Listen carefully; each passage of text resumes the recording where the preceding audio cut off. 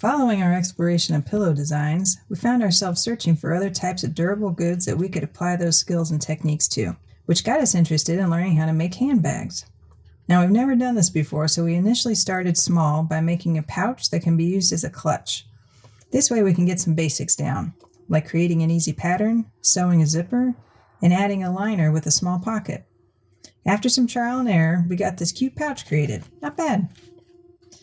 After feeling more confident with the basics, we were inspired to move on to a purse with a handle. In particular, we were drawn to the vintage styles with the wood handles. While this style's been around for a while, they certainly had their heyday in the 80s as Bermuda bags. Does anybody remember those? And while you can purchase similar purse handles today, we thought, why don't we make these ourselves? This allowed us to incorporate other fabrication techniques while also opening up a world of possibilities around material, color, design, and best of all, rapid prototyping. For the initial concept, we talked through some ideas, and after referencing some inspirational photos, we came up with a design that was modern yet functional and hopefully ergonomic and comfortable. We planned for the attachment points based on the initial thinking we would use some sort of a strap material. Since most of the existing types of handles that were of a similar style were either made of acrylic or wood, we saw an opportunity to explore 3D printed handles.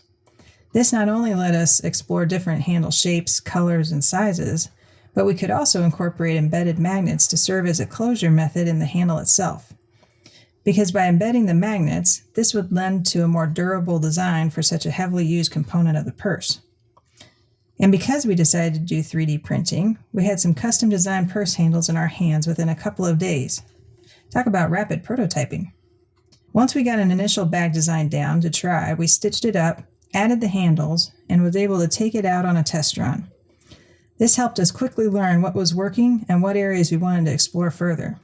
Some observations about this first purse. The direction of the square base made the opening nice and wide so you could see everything in the purse when you opened it up. But changing the direction of the square base means you don't have the option to tuck the purse under your arm when it's full, similar to what you might do with a clutch.